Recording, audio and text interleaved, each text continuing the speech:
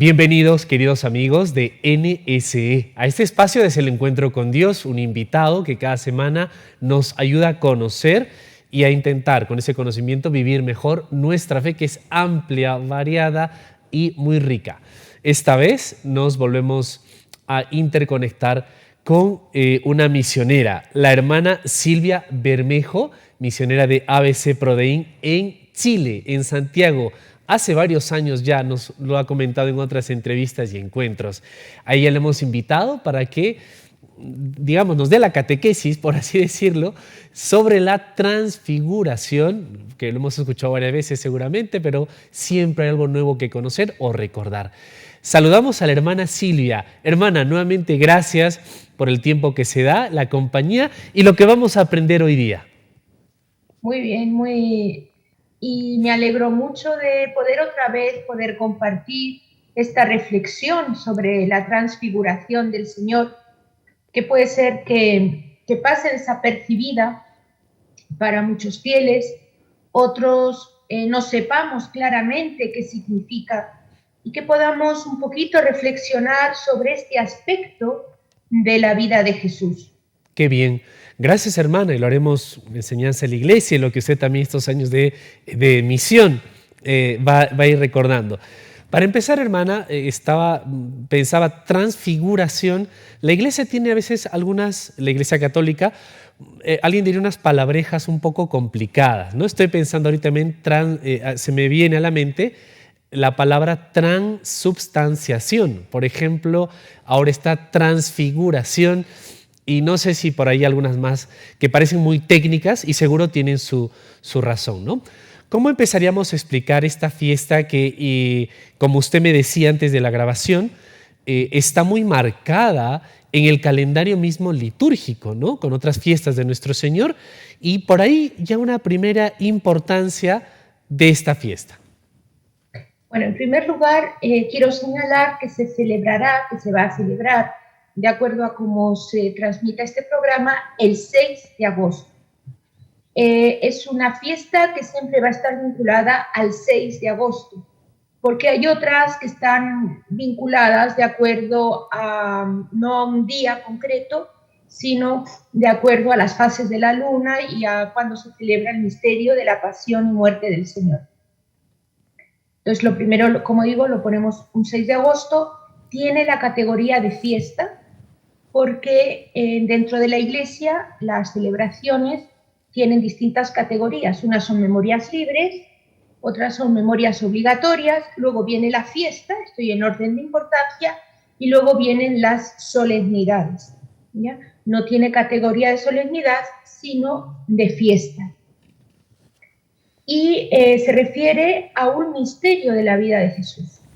Hay otros misterios que se celebran, como su nacimiento, su muerte, resurrección, el corazón de Jesús, la Eucaristía, la ascensión, y en concreto, pues la Iglesia ha querido celebrar la transfiguración. Usted dice de una palabra difícil, normalmente no la usamos. Más que difícil, yo diría que no se usa en hablar común, porque hay que tener en cuenta que nos estamos refiriendo a misterios que cuesta entender. Misterio significa algo que está oculto y que tampoco podemos llegar totalmente a entender. Y transfigurarse, trans viene de más allá. Entonces hay una transfiguración en el sentido de que el cuerpo de Jesús, el cuerpo físico, Jesús tenía un cuerpo humano, se transfiguró, su transfigura, llegó a elevarse y a transparentar todo lo que es la gloria. De hecho, dice que los vestidos se volvieron blancos como ningún batanero del mundo podía blanquear, y de alguna manera se llenaron de luz. Entonces, esa transfiguración nos habla de luz. Y como digo, es una palabra que normalmente no usamos porque normalmente nadie se transfigura. Jesús se transfiguró porque quiso de alguna manera anticipar su gloria antes de la pasión. Y lo importante de esta fiesta es que que está preparando a sus discípulos y a todos nosotros para ese momento duro que tanto nos cuesta entender, que no se llega a entender, que hay que aceptar, que es el momento de la pasión. Pero nos habla que detrás de la pasión hay una resurrección y que detrás de los sufrimientos que hay en esta vida hay un cielo que le dan valor a ese sufrimiento. Qué bonito. Hermana,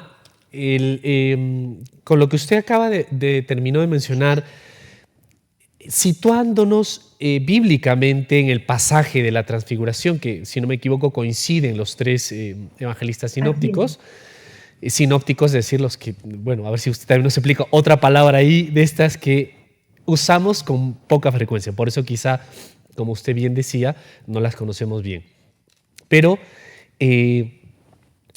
ojeando un poco, escuchando algún material previo para esta entrevista, nos recordaban que unos capítulos antes, es decir, unos pasajes anteriores, San Pedro ya había proclamado quién era Jesús, ¿no? ¿Y ustedes quién dicen que soy yo? Y Pedro toma la palabra, inspirado por el Señor, el Espíritu Santo, y tú eres el Mesías, el Hijo de Dios. Y en ese contexto, un poquito más adelante, vienen estos dos hechos. Jesús empieza a anunciarles su pasión, nos dice la Sagrada Escritura. Y allí ya vemos a Pedro más cercano a nosotros y se revela, ¿no? Hay una primera como un conflicto, un escándalo, hermana, que quizá ya nos acerca más a nosotros ahora, bueno, al hombre de todos los tiempos, pero que no era lo que me imaginaba este Jesús que yo acabo de proclamar. Y acto seguido viene este momento de la transfiguración más o menos, ¿no? ¿Qué podríamos decir de esto un poquito que la misma Biblia nos viene dando en esta secuencia y que se aplica quizá a nosotros mismos, como usted nos acaba de decir? Sí, así es. O sea, el sufrimiento no deja de ser un misterio. Hay que verlo en toda su profundidad teológica como consecuencia del pecado, porque Dios lo hizo todo bien. O sea, Él no hizo el sufrimiento, fue el hombre que quiso ser como Dios, que quiso conocer el bien y el mal y ser el dueño del bien y el mal, se rebeló contra Dios y entonces toda la naturaleza, que era una ayuda para ir a Dios, se rebeló. Y entonces ahora la naturaleza, de alguna manera, está rebelada contra nosotros. Eso es la enfermedad. Nuestro cuerpo se rebela, no está sano, viene la enfermedad y es una de las cruces más fuertes que muchas veces hay que aguantar por el dolor físico, por el dolor psíquico, por la incertidumbre de lo que pasa, por el misterio de la muerte.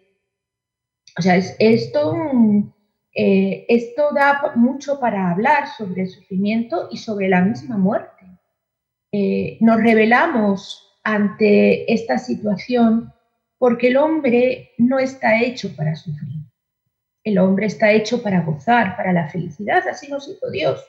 Lo que pasa es que tenemos que pasar por este trago amargo del sufrimiento para volver todo a su recto orden respecto a Dios, que es someternos a Dios y someternos a su voluntad.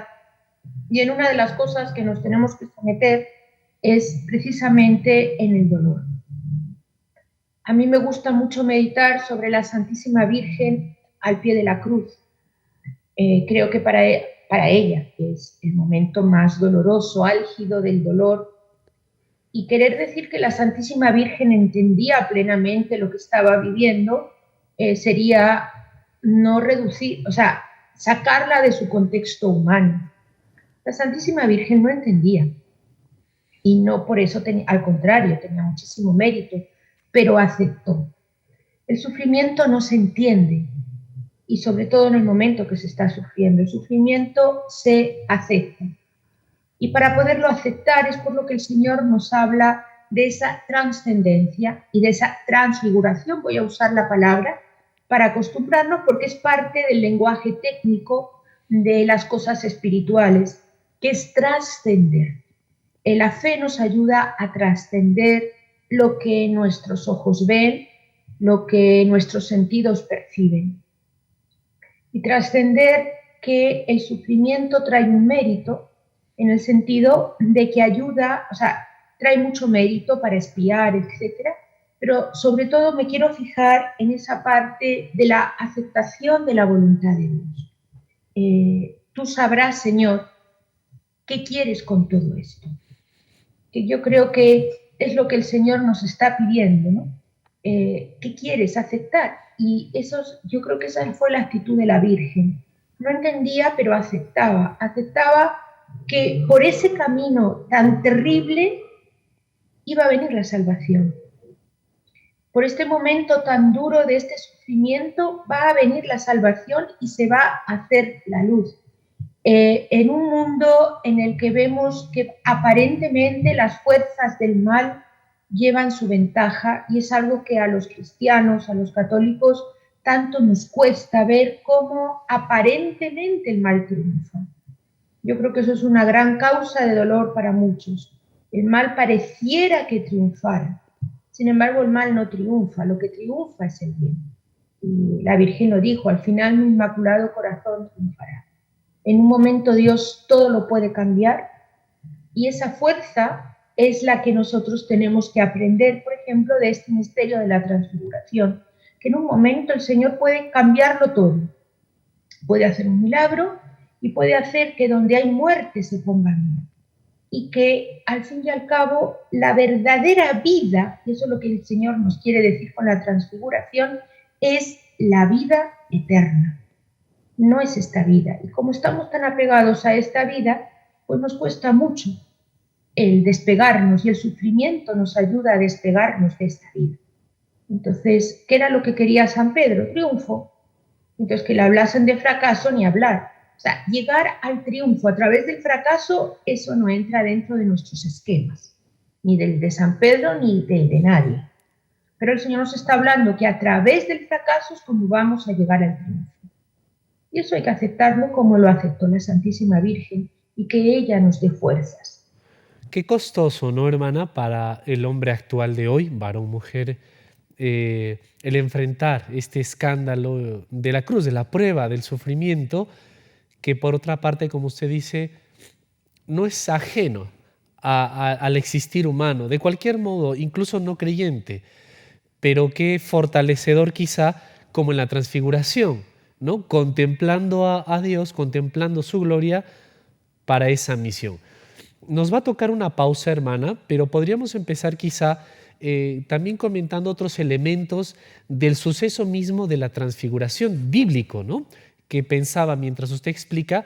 Claro, la Iglesia, al explicar por esos términos más técnicos poco usados, pero no inventa nada nuevo, simplemente explica y parte del misterio, ¿no? Que siempre se puede ir ahondando en él. ¿Qué elementos más tenemos en esta subida al monte? ¿Quiénes están y qué se aparece para que los amigos también lo revisen en su Biblia? Bueno, en primer lugar, Jesús elige 3 apóstoles que llaman mucho la atención. Son Pedro, Santiago y Juan, que luego son los que van a ser testigos de su oración en el huerto. Y curiosamente, lo que es la naturaleza humana, ¿no? Aquí en la transfiguración tienen los ojos muy abiertos, y San Pedro dice, hagamos 3 tiendas y quedémonos aquí para siempre, una para Elías, otra para Moisés. Moisés y otra para ti. Y en el huerto de los olivos, ante el dolor, se queda dormido. Pero eso es propio de la naturaleza humana, ¿no?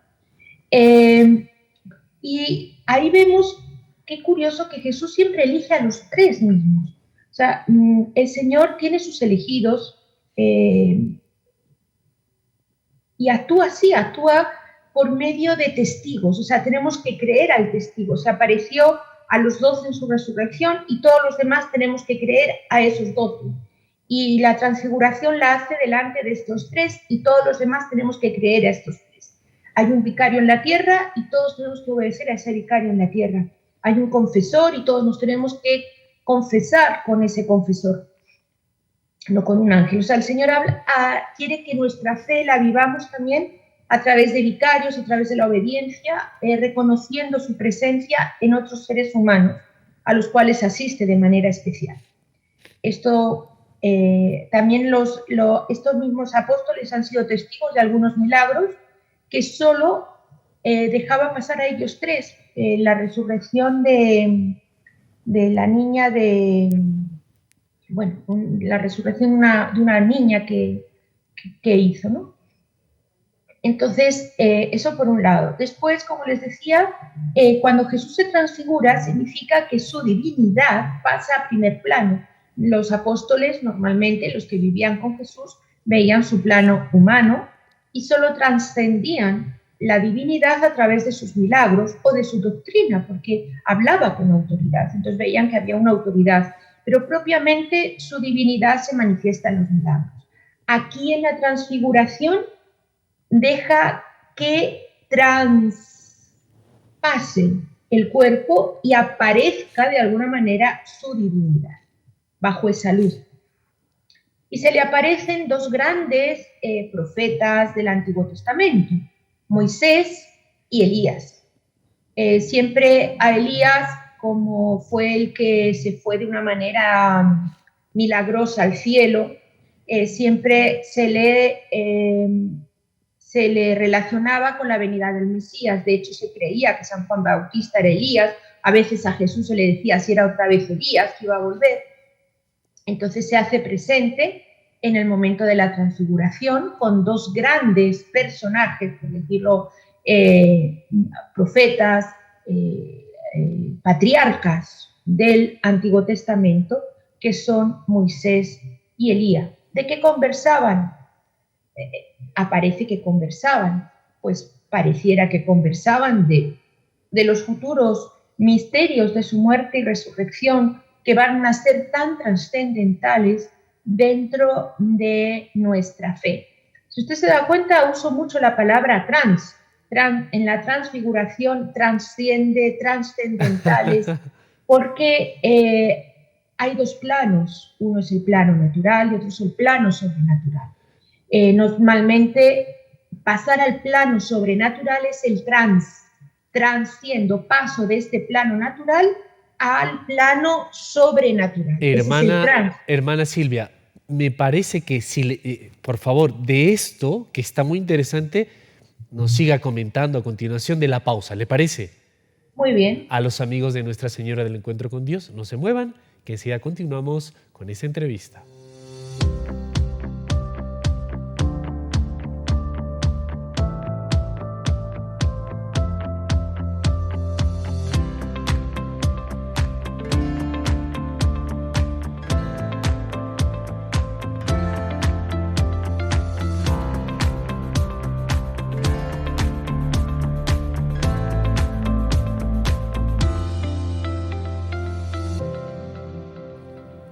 Continuamos en Hacer el Encuentro con Dios. Estamos hablando de un tema muy interesante que es la transfiguración. Ya en la palabra nos tendría que ir sonando un poco más porque es algo que nos trasciende y trasciende la figura de Jesús, un misterio de la vida de Jesús. Nos lo viene contando nuestra invitada que se vuelve a interconectar con nosotros. Ella es la misionera, la hermana Silvia Bermejo, que desde Santiago de Chile se interconecta con nosotros. Hermana, nuevamente gracias por esta catequesis que venimos recibiendo sobre la transfiguración. Veíamos algunos elementos, hemos visto a estos tres discípulos, como usted bien lo dice, escogidos, que no a propósito luego en Getsemaní, en el Tabor son testigos de la gloria, decía un autor, y en Getsemaní testigos de la humillación. Algo curioso, y también nos hacía pensar en cómo el orden natural mismo normalmente viene como con cierta jerarquía, ¿no? Unos que mandan a otros, o nuestros mismos padres, profesores, etc. Nos comentaba también de estos dos personajes que aparecen junto a Jesús, ¿no? El profeta Elías y Moisés, el de la ley, ¿no? Como que lo antiguo y lo nuevo resumido en Cristo. Pero también, ¿por qué no nos cuenta? También nos hablaba de estas dos dimensiones de lo que significa trans, ¿no? No sé si quiere continuar explicando esto, hermana, esta dimensión importante, y también lo que luego se escucha en derredor de esta circunstancia de la transfiguración, porque hay una voz que se escucha, ¿verdad? así es. O sea, yo creo que caer en la cuenta, recordar, reflexionar, que yo creo que es muy importante para nuestra vida cristiana, que nosotros estamos inmersos en dos, digamos, órdenes. Está el orden natural al cual pertenece nuestro cuerpo y está el orden sobrenatural al cual pertenece nuestra alma y al cual Dios nos ha destinado, que es el cielo, y es todo el misterio de la gracia, de los sacramentos, etc. Es el orden sobrenatural. A veces vivimos mucho para el orden natural. Y fiestas como esta de la Transfiguración nos hablan de una trascendencia en que pasamos del plano meramente natural a un orden sobrenatural que no podemos alcanzar. Y de alguna manera, pues simplemente los apóstoles pudieron hablar de una gran luz, los místicos hablan de luces que no pueden llegar del todo a explicar, porque el cielo ni el ojo vio, ni el oído oyó cosas que podamos nosotros explicar el cielo con nuestras palabras, que al fin y al cabo pertenecen al orden natural. Nosotros tenemos que saber que el Señor nos ha destinado a un orden sobrenatural y por lo tanto a una felicidad que traspasa muchísimo lo que nosotros nos podemos imaginar. Y eso nos puede ayudar a llevar el sufrimiento. Lo que nosotros vamos a sufrir aquí es relativamente poco como expiación de nuestros pecados y de nuestros desórdenes con relación a lo que la gloria nos tiene preparado. Santa Teresa decía que pasábamos una mala noche en una mala posada. Eso decía que era el tiempo, ¿no? El tiempo pasa. Como mucho viviremos 100 años. Hay quien ha vivido 120 como una excepción, pero también hay quien ha vivido 50 o 20 años. El sufrimiento pasa. Como dicen, no hay sufrimiento que dure 100 años ni persona que lo aguante. Entonces, la Transfiguración nos habla de ese mundo sobrenatural donde van a ser colmadas todas nuestras expectativas, ¿no?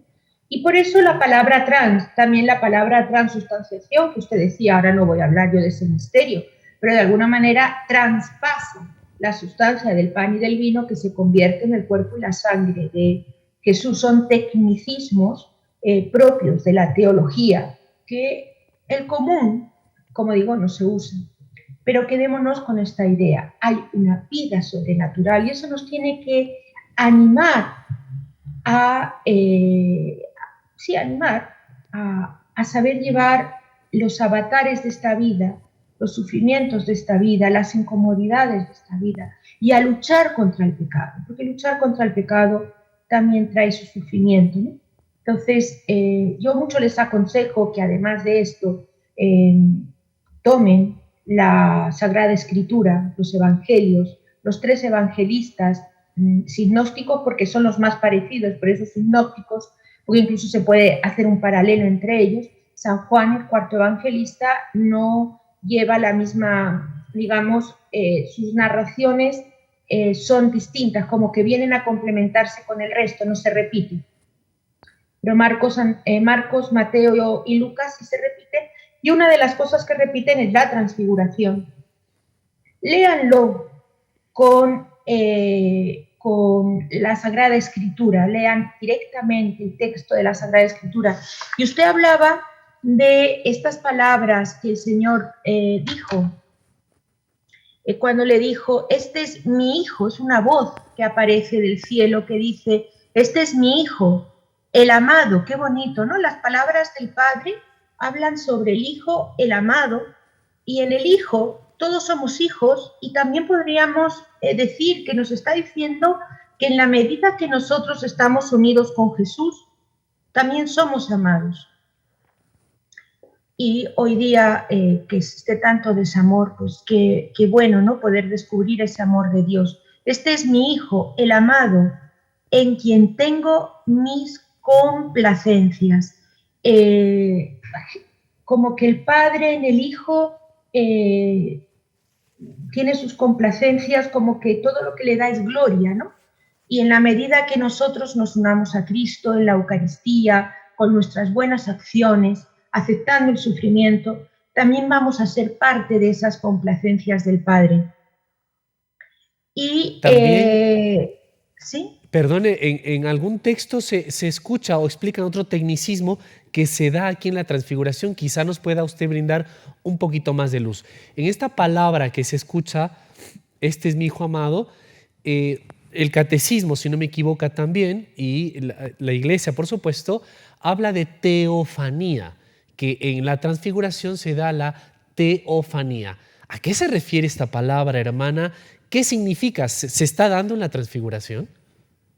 o sea, la teofanía es una manifestación de Dios, que es lo que les decía antes. O sea, por un lado aparece la parte, una teofanía es como Cristo se manifiesta en cuanto Dios, y además la voz del Padre, que también es una teofanía porque el Padre viene a manifestar algo a través de esa voz, que es su Hijo, el amado, o sea, en quien tiene todas sus complacencias, lo está reconociendo como su Hijo, por lo tanto lo está reconociendo como Dios, no solo como hombre, sino un hombre, un Dios hecho carne, encarnado, hecho carne, para manifestarnos.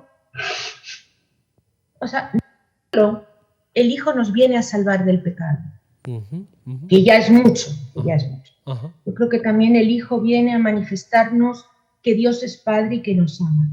Ajá. Eso, San Juan es el que más toca este tema del amor, sobre todo en sus cartas.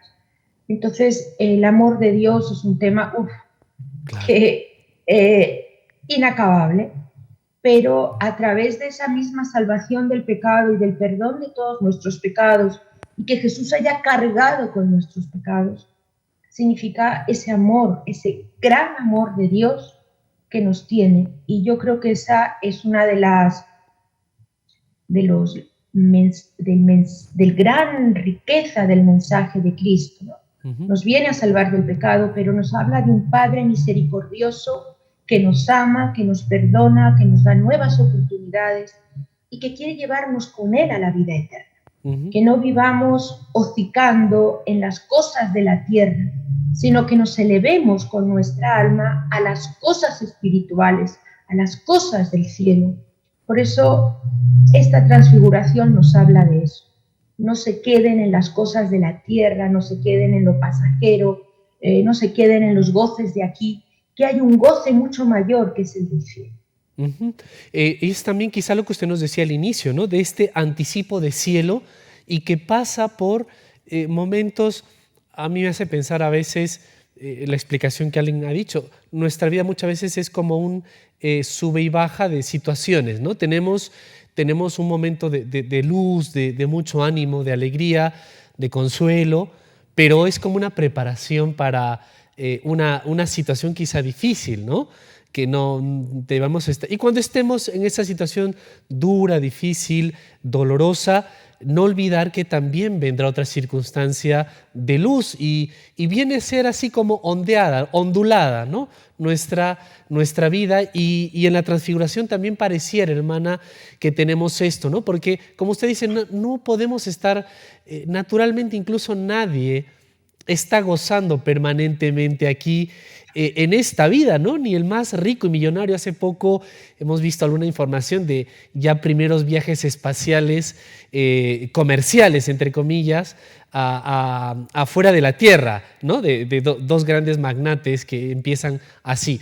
Pero no ve igual, seguro también han tenido muchas dificultades y problemas para esa circunstancia. ¿Cuánto más nosotros como cristianos que aspiramos a más, verdad, hermana? Más allá de las estrellas. Así es, o sea, es por lo mismo, porque vuelvo a insistir en estas dos realidades que para mí tienen tanta luz y me gusta mucho insistir en esta realidad natural y en esa realidad sobrenatural. Despegarnos de esta realidad natural es sufrimiento. Y el Señor nos da esos focos de luz, como es la transfiguración, para ayudarnos a despegarnos de esta parte de tierra, de cosas naturales que nos absorben, que nos aspiran. Como digo, se rebeló contra Dios y en vez de ser una ayuda para ir al cielo, se ha vuelto todo cabeza abajo y nos ponen impedimentos porque nos quedamos en los placeres naturales, que muchas veces son pecaminosos, y no volamos hacia el cielo. Entonces, el Señor pues, nos ilumina desde arriba, desde lo sobrenatural, para que nos despeguemos hacia lo sobrenatural con esas luces, como es la de la transfiguración, de que hay un cielo. O cuando, pues, si leemos la vida de los santos, también la vida de los santos nos hablan de cielo, por sus revelaciones, o por su misma actitud, o su vida de fe, o lo que hacían, o la fuerza que tenían, o los milagros que acaecían en su vida, nos hablan de que hay otra realidad. Lo que pasa es que si solo vemos películas humanas o solo leemos novelas que nos meten en todo lo de este mundo, pues no aspiramos a lo del cielo. Pero si leemos vidas de santos, leemos la Sagrada Escritura, pues vamos elevándonos hacia arriba. Qué bien. Nos toca ya la última pausa, hermana. Me quedo también como pensando si tendremos una vocación a la transfiguración personal, cada uno de nosotros. Le dejo como esta pregunta y también unida a ella lo que usted acaba de decir en esta idea de fuerza que usted va comentando, de estos dos como planos que a veces parecen contradictorios. ¿Es así que son contradictorios o en qué circunstancias? ¿Cómo lo explica nuestra fe? Porque también podríamos tener o conocemos las enseñanzas o nos suenan de otras, no sé, religiones o espiritualidades que también buscan una salida de lo humano en cuanto ataque a lo humano. No lo sé cómo decir, estoy pensando en algunas corrientes orientales. ¿En qué nos diferenciaríamos? ¿No? Y la transfiguración aquí, ¿cómo nos da luz? ¿O qué nos recuerda del propio cristianismo, de la creación en sí? Si nos la puede recordar, creo que puede ser muy a propósito de este tema de la transfiguración. ¿Le parece? Le invito a una pausa. Muy bien. A los amigos de Nuestra Señora del Encuentro con Dios, enseguida continuamos en esta entrevista.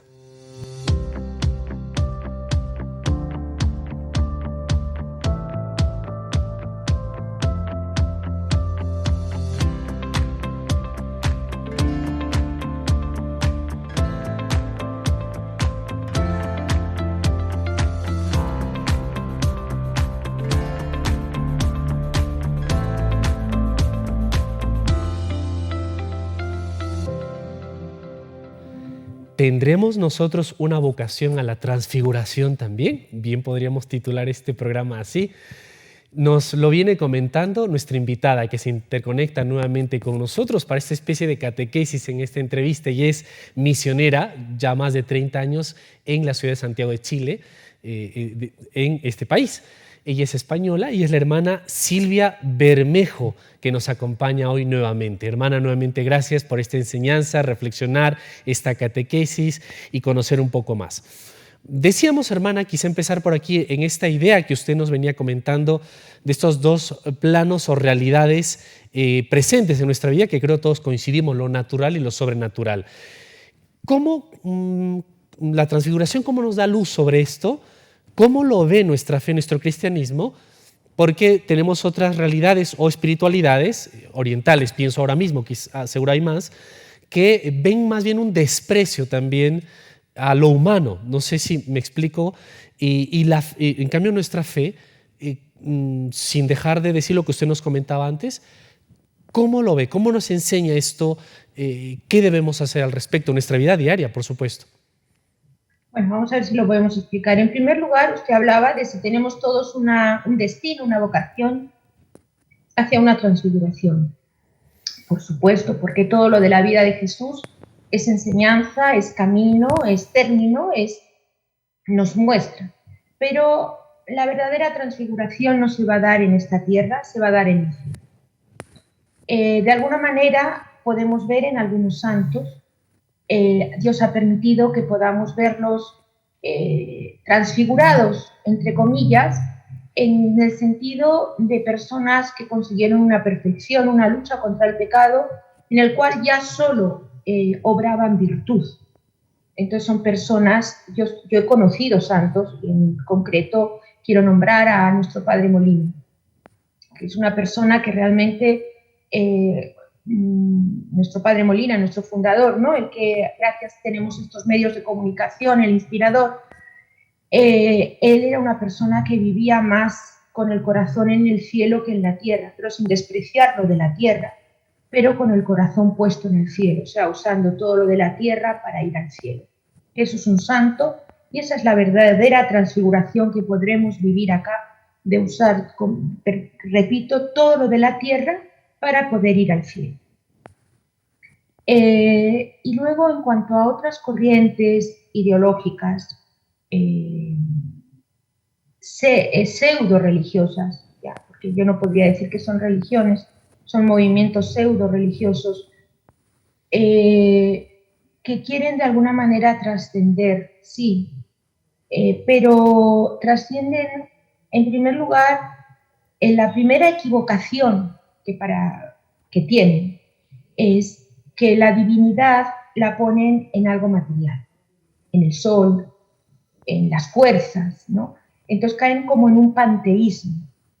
Realmente no llegan a trascender, porque se quedan en lo de la tierra y a lo de la tierra le ponen unas virtudes, poderes, ni siquiera algo sobrenatural, son poderes. No creen propiamente en lo sobrenatural espiritual, creen en poderes, en el poder que tiene la naturaleza, que tienen las energías, o que puede tener la misma luz, depende cada uno, ¿no? Entonces eso es una especie de panteísmo, que son distintas corrientes que no valoren lo material, que lo desprecien. Pues sí, por esto mismo, porque es como...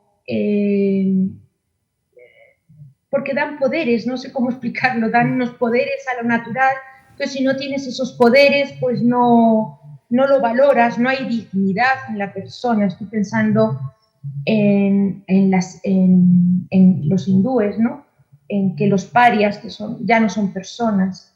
Entonces, a través de esas realidades, bueno, ya se va viendo, o el yoga, que muy bien, sí, te quiere elevar, pero te eleva a dejarte la mente en blanco. No son movimientos, pseudo religiones del amor.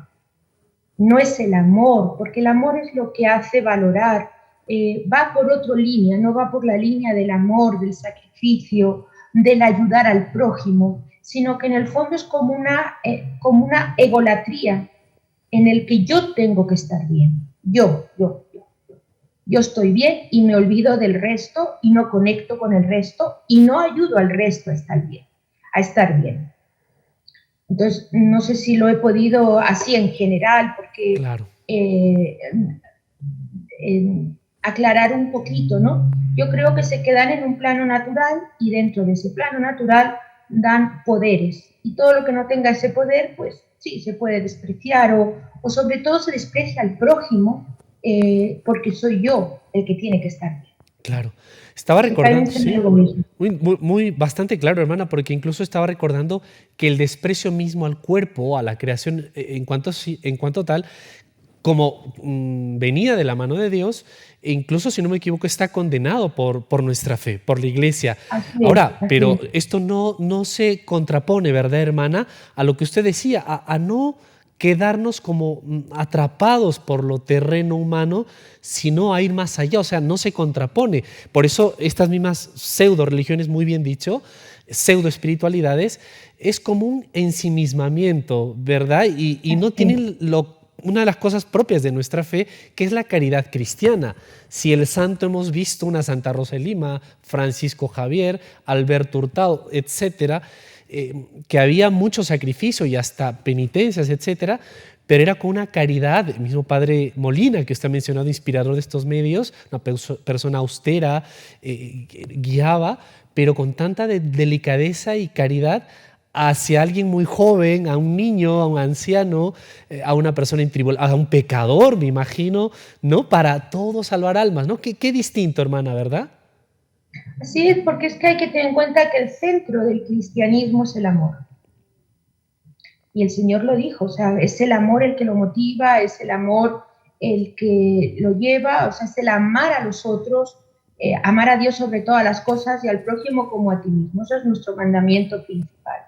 Y no es la egolatría, no es el egoísmo, no soy yo el centro. El centro es Dios y en Dios los demás.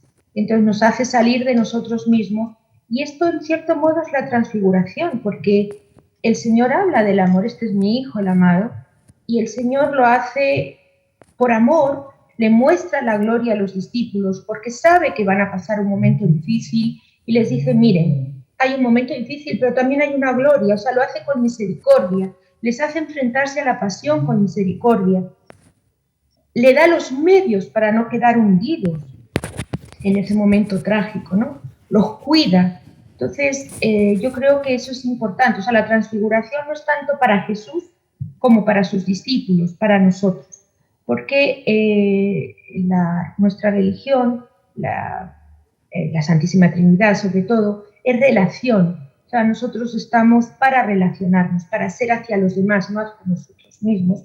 Y es ahí donde nos realizamos. Es verdad, qué bello. Bueno, estoy tocando un tema que a lo mejor no tiene que ver mucho con la transfiguración, pero yo me gusta ver la transfiguración no porque Jesús lo hizo para gozar Él, no, lo hizo para dar testimonio de lo que es la gloria, de lo que es Él, y revitalizar a sus discípulos y prepararlos para la pasión. Entonces, relación para el otro. ¿Por qué hago esto? Para el bien del otro.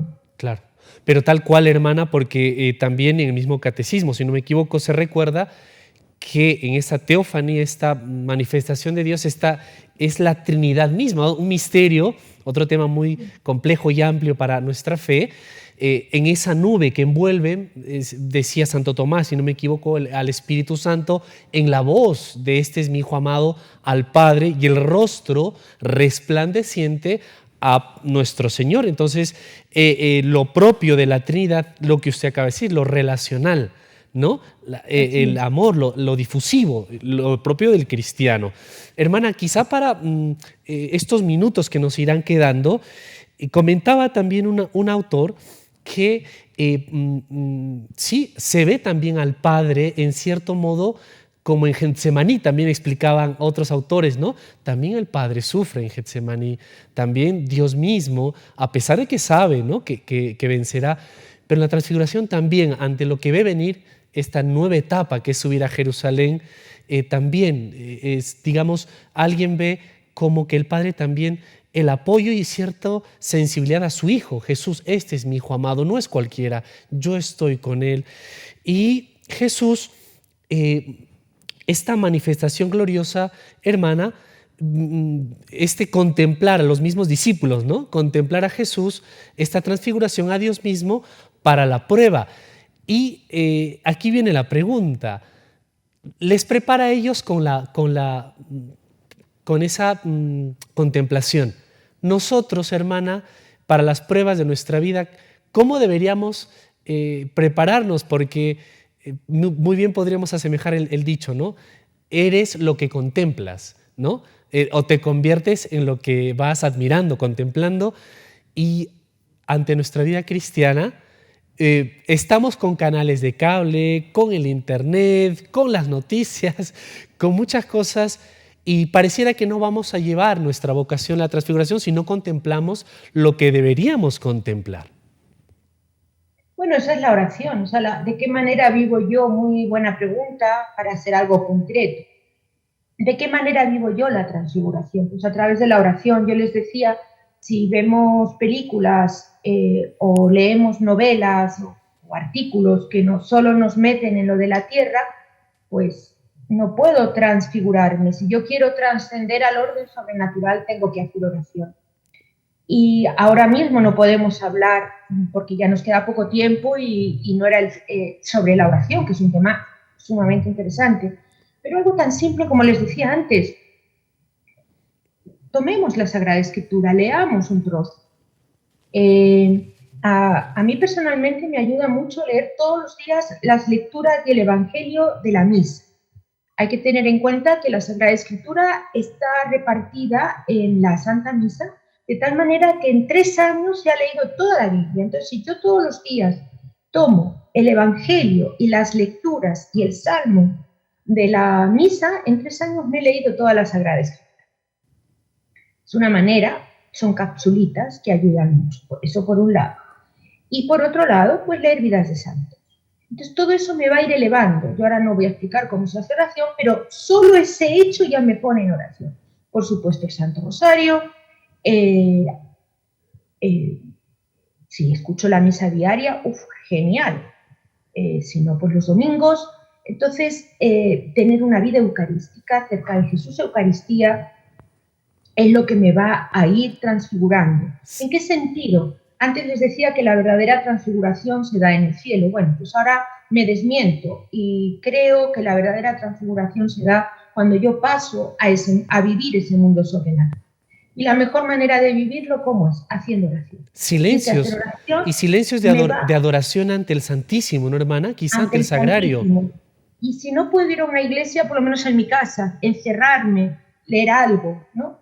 Y practicando la virtud, viviendo el amor por el prójimo. Es una manera de transfigurarme, de pasar de este mundo natural a un mundo sobrenatural.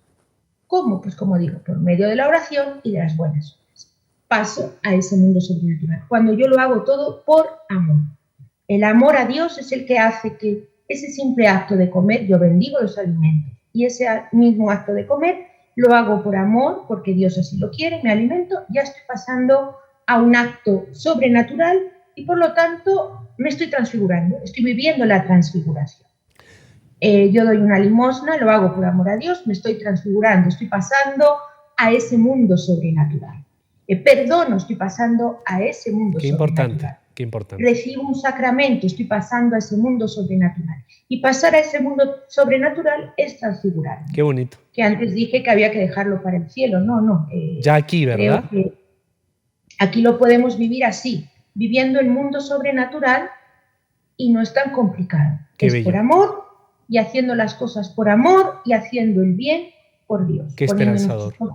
Claro, y que a veces costará. Hermana, nos tenemos que despedir. Minutito. ¿Por qué la Santísima Virgen no estaba en los 3 que subieron a la Transfiguración?